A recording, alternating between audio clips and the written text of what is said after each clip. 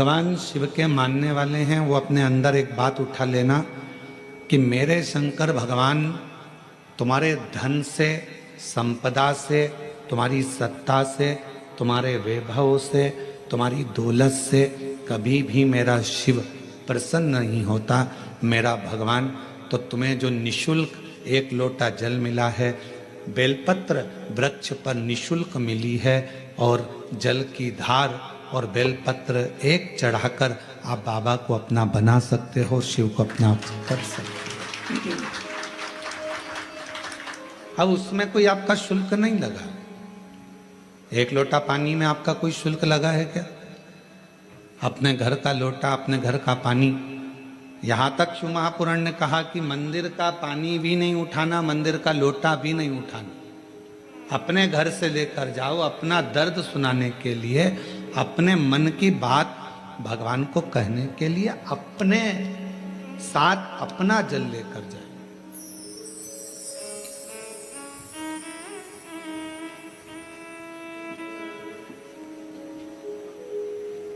शिव महापुराण की कथा तो यहाँ तक कहती है कि भगवान की कोई भी स्तुति अगर आपको करना है तो अपने दिल में जो बात आए वो भगवान से कहो। किसी की पढ़ी पढ़ाई, किसी की सुनी सुनाई स्तुति भी हमको नहीं करना। खुद की स्तुति जो आपके दिल से निकल रही हो भगवान के लिए, उसको पुकारने के लिए, उसको बुलाने के लिए, वो स्तुति खुद करी।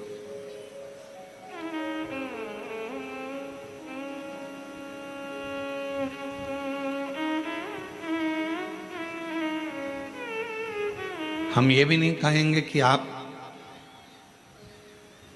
हम जैसा विधान बताएं वैसा करो, या हम जैसा आपका दिल करे आप वैसा करिए। शिव को रिझाने के लिए कड़प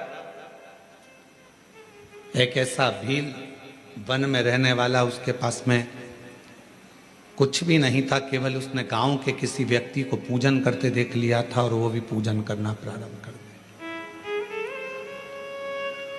पांव से तो उसने जलाधारी के आसपास में पड़े हुए फूल पत्ती को हटाया, मुंह में भरे हुए पानी को शिवजी पर चढ़ाया, जो उसके पास में मांस आदि था उसका भोग लगा दिया।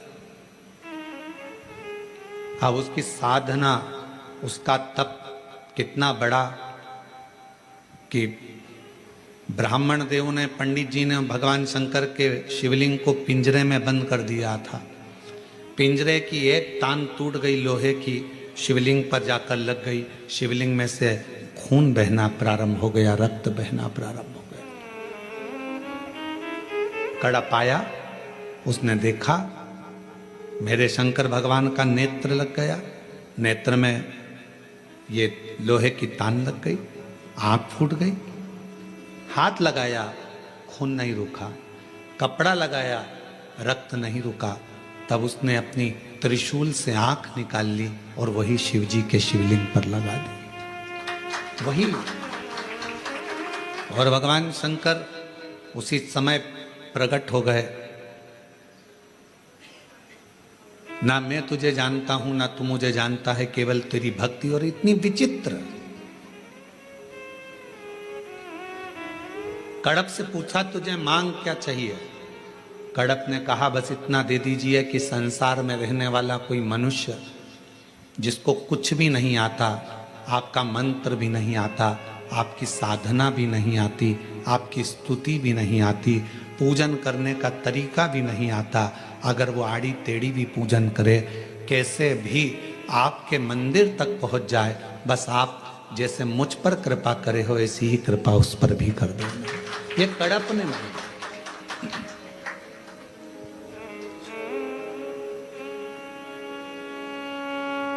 मेरे शंकर भगवान तुम्हारी स्तुतियों से, मेरे शंकर भगवान तुम्हारे बहुत सारा कि 100 लोटे जल चढ़ाओगे तो शंकर जी प्रसन्न होंगे, 1.25 लाख बेलपत्र चढ़ाओगे तो शिव जी प्रसन्न होंगे।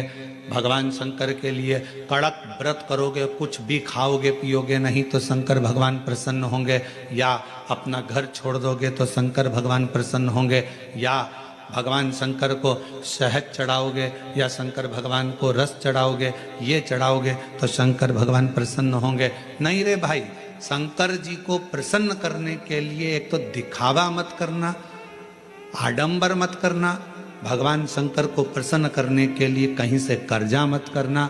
भगवान शंकर को प्रसन्न करने के लिए केवल तेरा दिल, तेरा मन हृदय से बैठ जाना और मुख से ओम नमः शिवाय, ओम नमः शिवाय, श्री शिवाय नमस्तुभ्यम का उच्चारण करना।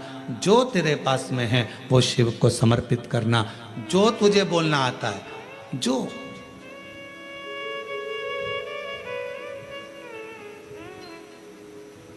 छोटा सा बच्चा तोतला बोलता है, माँ को अच्छा लगता है कि नहीं लगता है? बोलो, जम के बोलो, लगता है। छोटा सा बच्चा किसी से भी अगर तोतरी भाषा में बोलेगा सबको अच्छा लगेगा। तोतरा बच्चा, छोटा बच्चा गाली भी दे देगा तो सबको अच्छा लगेगा। वही बच्चा बड़ा हो जाए, बड़ा होने के बाद गाली बक दे तो लड़ाई हो जाए। तोतरा है, माँ बाप स्वीकार करेंगे, लोग स्वीकार करेंगे। छोटा है, सब स्वीकार करेंगे। शिव जी की कथा कहती है कि भगवान शंकर को रिझाने के लिए आपकी तोतरी भाषा से, आपके निर्मल मन की भाषा से, आपके हृदय की भाषा से आप शिव जी को जैसे रिझाना चाहोगे, शंकर भगवान जल्दी प्रसन्न होंगे। और अगर आप आडंबर से, दिखावे से, छल से परमात्मा को पाने का प्रयास करोगे तो शिव कभी प्राप्त नहीं होगा। उसको पाने का तरीका ही सहजता है। निर्मल मन सो मोहि पावा, मोहि छल छिद्र कपट ना बावा। भगवान को पाने का सबसे सुंदर तरीका है कि बस हृदय से उसको पुकार।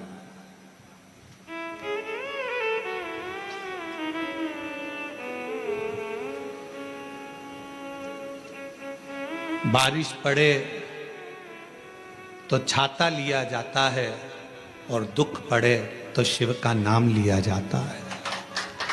केवल जब दुख आए, तकलीफ आए, कष्ट आए, परेशानी आए, थोड़ा सा भी जीवन में अगर लग रहा है कि हमारी कष्ट की जिंदगी चल रही है, हमारे परेशानी का जीवन चल रहा है, उस समय पर शिव नाम लेना प्रारंभ कर दो। श्री शिवाय नमस्तुभ्यम कहना प्रारंभ कर दो। धीरे धीरे उसका नाम उच्चारण करना प्रारंभ कर दो। घर के दरवाजे पर श्री शिवाय नमस्तुभ्यम लिख दो। गाड़ी पर, बंगले पर, दुकान पर, जायदाद पर उसका नाम लिख दो कि अब हमारे बस का नहीं है, लोग हमको तकलीफ दे रहे हैं, कष्ट दे रहे हैं, अब दुनिया हमारे से नफरत कर रही है, पर मेरे बाबा तू मुझे निभा लेना।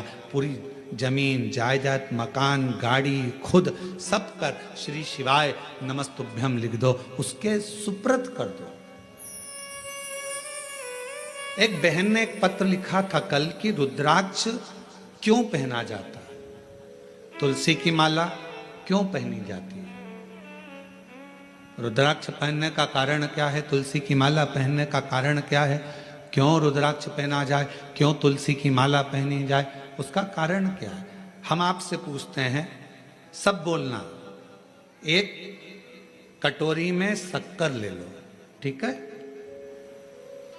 उसमें तुलसी का थोड़ा सा दल डाल दो, क्या बन गया? जम के बोलो, प्रसाद बन गया। भोजन है, भोजन की थाली में जब तक तुलसी का दल नहीं डाला तब तक वो प्रसाद नहीं हुआ। तुलसी का एक पत्ता, थोड़ा सा दल भोजन की थाली में डल गया, क्या बन गया? प्रसाद। इतना बड़ा भगोना भरकर नुक्ति बनी है, सेव बना है, प्रसाद बना है, उसमें थोड़ा सा तुलसी का दल डाल दो, क्या बन गया? प्रसाद बन गया। अब शिव का प्रसाद कैसे बनता है? तो कहा भगवान के प्रसाद में जो सामग्री हो उसमें बेलपत्री डाल दीजिए, रुद्राक्ष का भाग उसके अंतर्गत, अर्थात भगवान शंकर स्वयं मां महागौरी से कहते हैं, हे महागौरी, हे गौरी, हे महागौरी।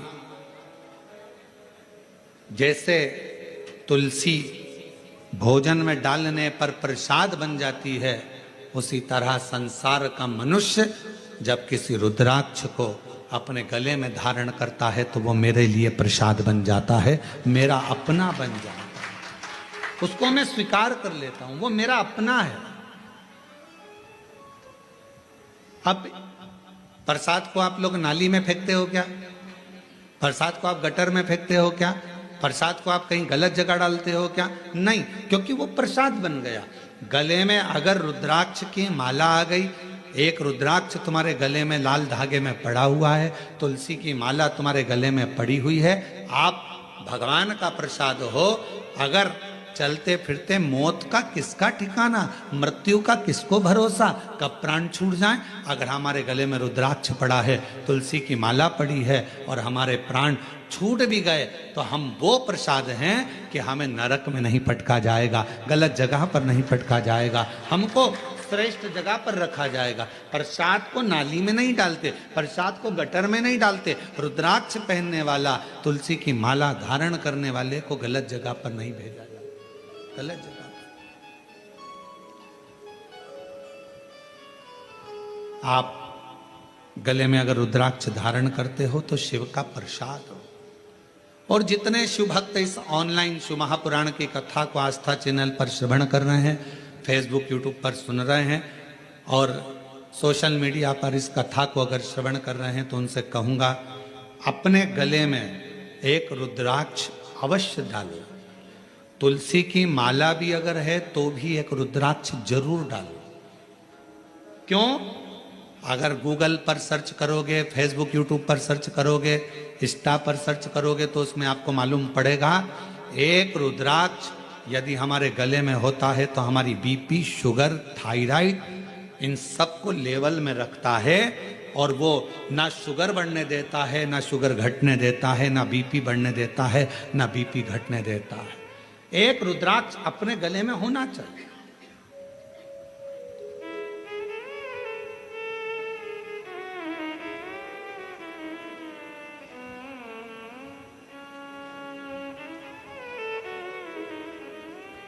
एक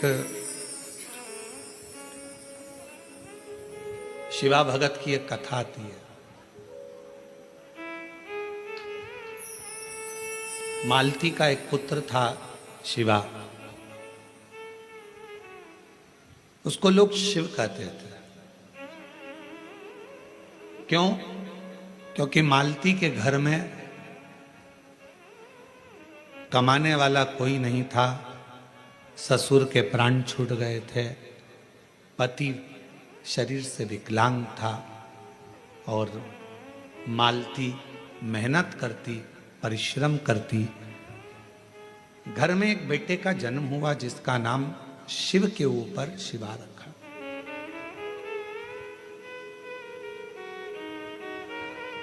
पति विकलांग है, पत्नी कमाने जाती है, मेहनत करती है, परिश्रम करती है।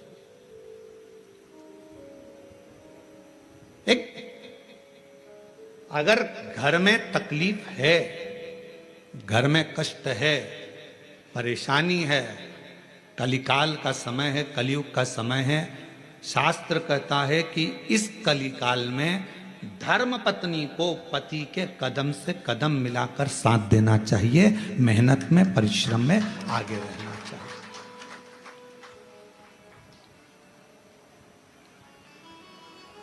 वो समय गया जिस समय पर नारी केवल चौके का काम करती थी और लोग गाली देते थे, अपशब्द कहते थे, ताना देते थे, वो घर में रह लेती थी।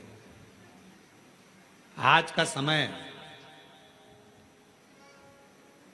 एक बेटी अपनी सेना को लेकर जाती है और पूरे पाकिस्तान को हिलाकर आ जाती है। आज का वो युग है। आज का वो युग है कि एक बेटी पूरे पाकिस्तान को हिलाकर आ जाती है। आज का वो युग है एक बेटी अंतरिक्ष में जाती है और अंतरिक्ष का छोर पाकर वापिस आ जाती है। आज का वो युग है एक बेटी साइंटिस्ट बनकर पूरे साइंटिस्टों को ज्ञान प्रदान करती है। आज का वो युग है। आज की बेटी collector, SP, IG, DIG, commissioner और बड़े बड़े अधिकारी और मंत्री के पद पर बैठती है। आज का वो युग है। वो गया समय, एक कलिकाल का समय, कलयुग का समय। और ये किसने दिया? कोई तुमसे पूछे कि एक स्त्री को आगे करने का अधिकार किसने दिया, तो तुम कह देना भगवान शंकर ने दिया। कहां?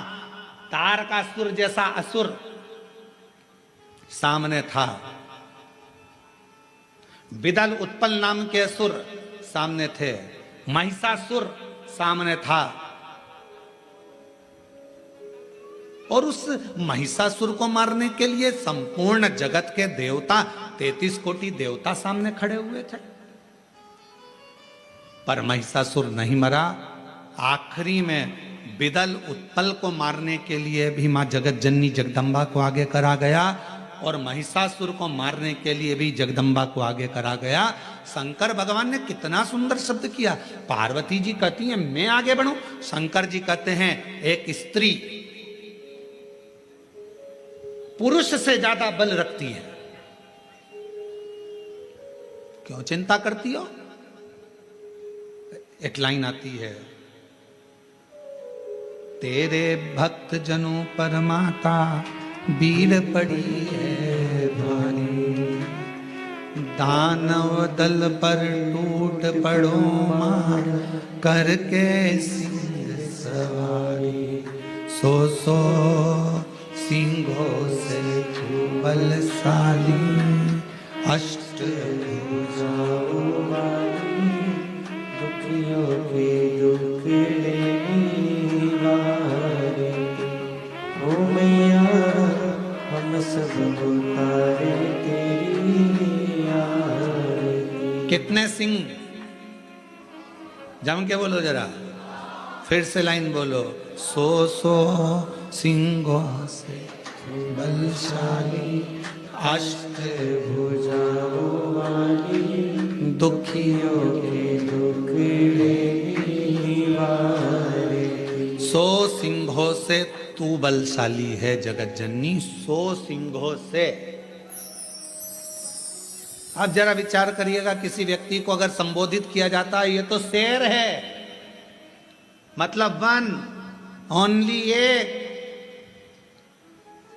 और बहू को सम्मानित किया जाता है 100 पे भारी है।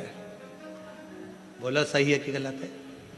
एक व्यक्ति को संबोधित किया जाता है वन ओनली, शेर है, और अगर स्त्री को संबोधित किया जाता है तो कभी कभी सास भी कह देती है मेरी बहू तो 100 पे भारी। किसकी सुने, 100 पर भारी। इतनी बोलती है, इतना बोलती है कि 100 लोग बोले इतना बोलती है, इतना तेज है, इतनी तेज पूरा मार्केट करके गाड़ी उठाए भुड़ भुड़ करके जाए, पूरा मार्केट करके 100 पर भारी। बोलो बोलो सत्य है कि गलत है। संबोधन अब किसी व्यक्ति के लिए ये तो शेर है, शेर ओनली वन, और वो 100 पूरी 100 भारी है। 100 सिंहों से बलशाली, अष्ट भुजाओं वाली, दुखियों के दुख हारे, ओ मैया हम सब उतारे तेरी आरती। अब 100 सिंहों के बराबर उसमें बल है। शंकर भगवान आज के युग में, कलयुग में अगर स्त्रियां नारियां आगे आकर कार्य कर रही हैं, स्त्रियां आगे बढ़ी हैं, तो इसमें सबसे बड़ा योगदान, सबसे बड़ी कृपा मेरे देवादिदेव महादेव की है, जिन्होंने पार्वती जी को आगे करा, मां जगदम्बा को आगे करा। तू असुरों को मार सकती है, तो भद्रकाली बन सकती है, तो कुष्मांडा बन सकती है, तो स्कंदा बन सकती है, और एक समय ऐसा आए तो तू अन्नपूर्णा भी बन सकती है। याद करिए जब पूरा विश्व भूख से बिलख रहा था, पूरा विश्व, अकाल पड़ गया पूरी सृष्टि में, तड़पने लगे लोग, पक्षी मरने लगे, पशु मरने लगे, मानव मरने लगे, कुछ नहीं बचा। शिव अखंड समाधि में डूबे हुए थे, और शंकर भगवान अखंड समाधि में थे। देवता आए शिव जी से प्रार्थना करने के लिए, शिव जी उठते नहीं। ब्रह्मा जी आए, शिव जी उठते नहीं।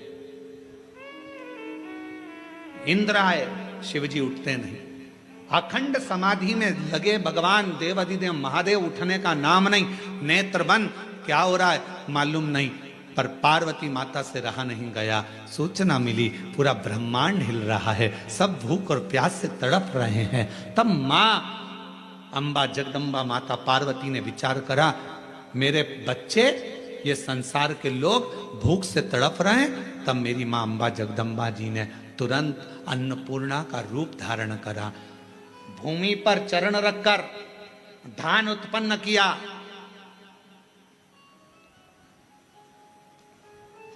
धान उत्पन्न किया और चरण रखकर धान लेकर मेरी मां थोड़ा सा अन्न का भाग लेकर, जो मेरी अन्नपूर्णा माता ने जीवों का भरण पोषण करना प्रारंभ करा, तो माता जी को अन्नपूर्ण सदा पूर्ण शंकर प्राण वल्लभ है। भगवान शंकर की प्रिया मां जगत जननी पार्वती जी जगत का भरण पोषण करने वाली हो गई। भगवान शिव के नेत्र खुले, शंकर भगवान के नेत्र खुलते से ही उनको भी, जब बहुत हजारों वर्ष की तप साधना कर ली तो उठते से ही कुछ भूख से भाव में आई, भोजन का भाग मांगने के लिए स्वयं अन्नपूर्णा के दरवाजे पर चले गए। स्वयं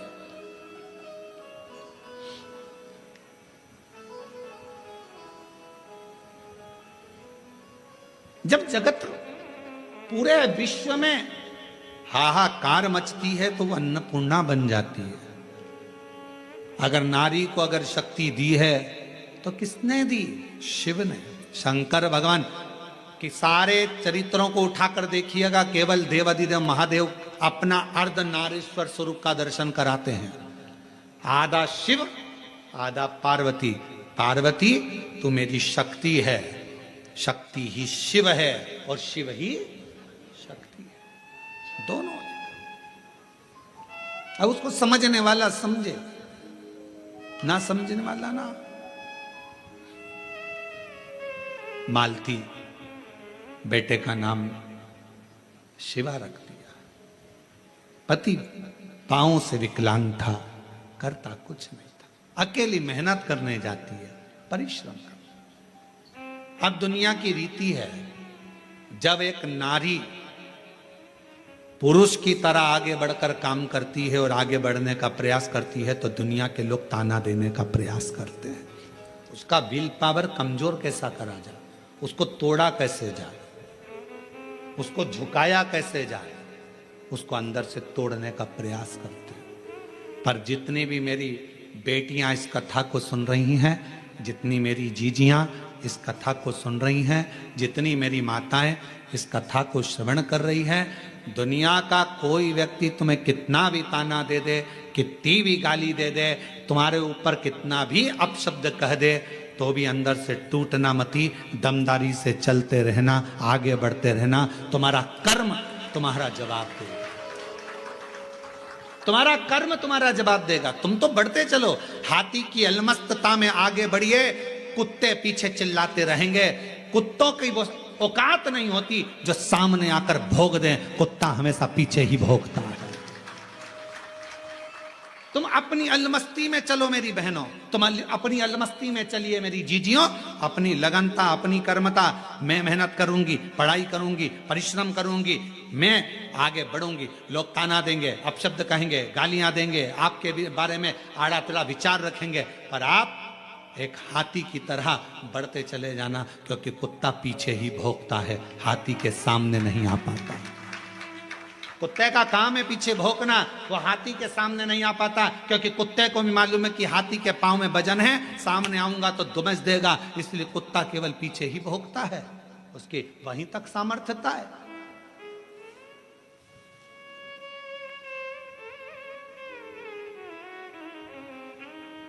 एक बहन, एक बेटी, एक मां, एक स्त्री जब अपने कर्तव्य पथ पर चले, उसको सोचना नहीं चाहिए कौन क्या कहेगा। आग लगे बस्ती में, मस्ती में, क्या किसको रोइए सोइए, कौन कहेगा, क्या बोलेगा, बोले। हम तो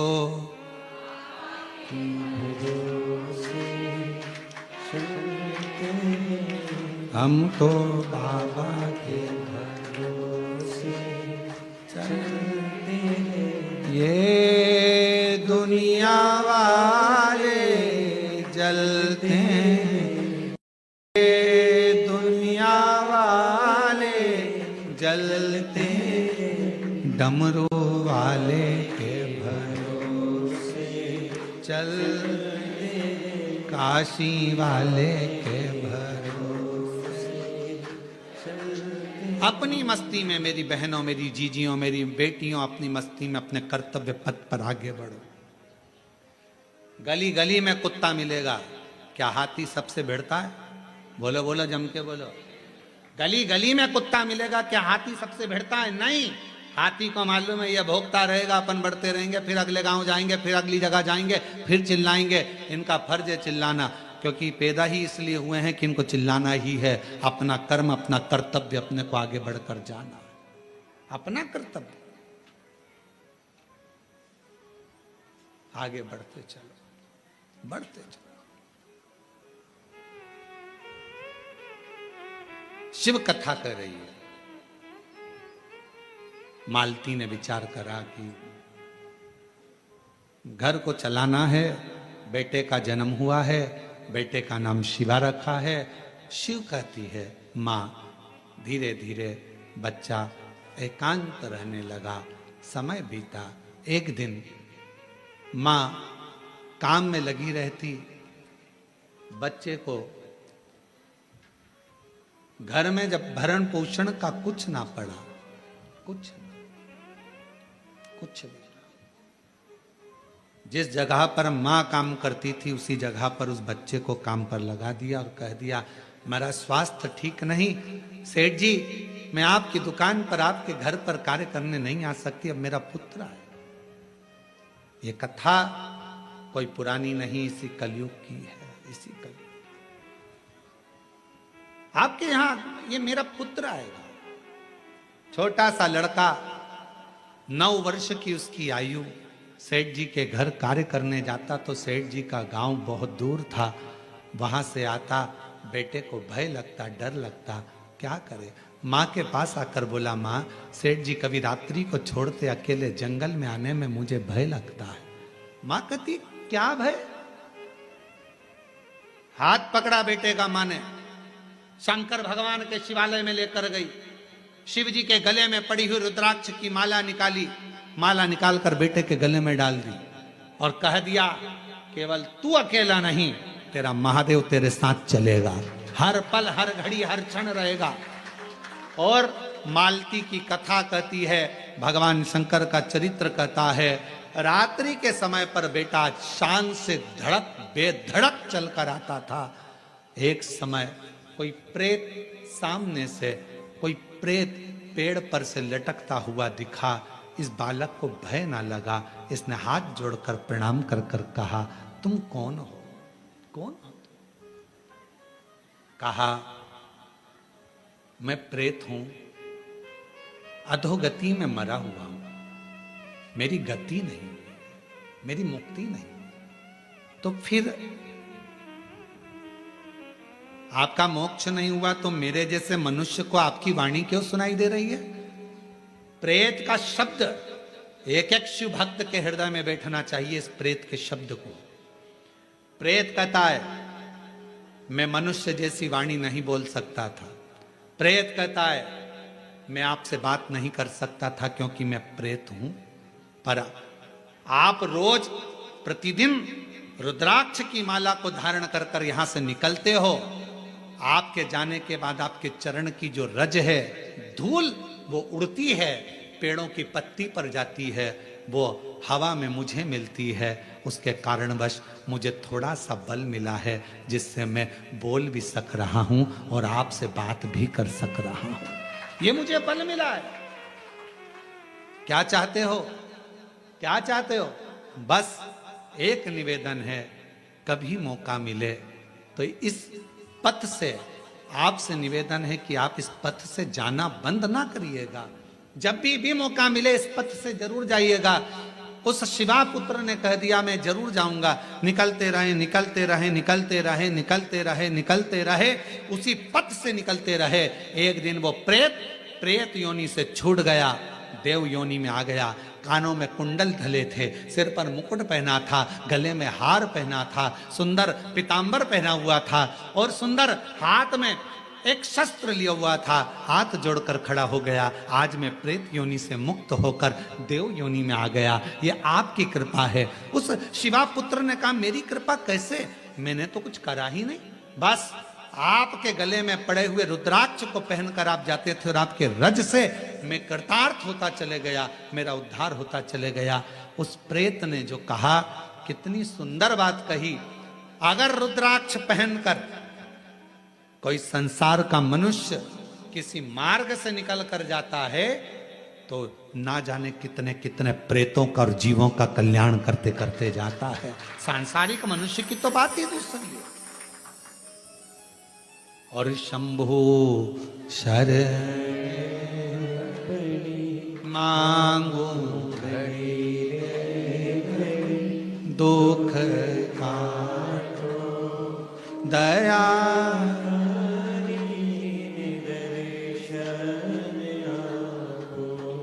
शंभु शरण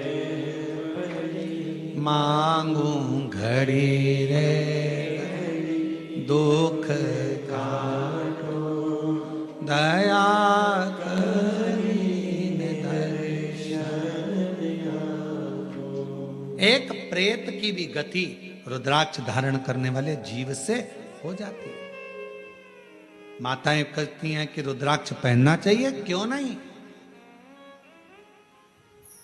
हम तुलसी की माला पहने कि रुद्राक्ष पहने, दोनों पहनो, कोई दोष तो नहीं लगेगा। कहां लिखा कि तुलसी पहनने वाले को रुद्राक्ष नहीं पहनना चाहिए, रुद्राक्ष पहनने वाले को तुलसी नहीं पहनना चाहिए।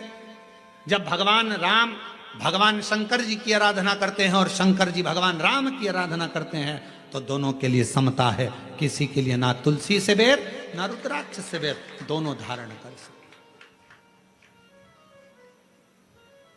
गले में एक रुद्राक्ष का मन का आपके जीवन में ना जाने कितनी व्याधियों से, कितने दुखों से तुमको निकाल देता है, कितने दुखों से।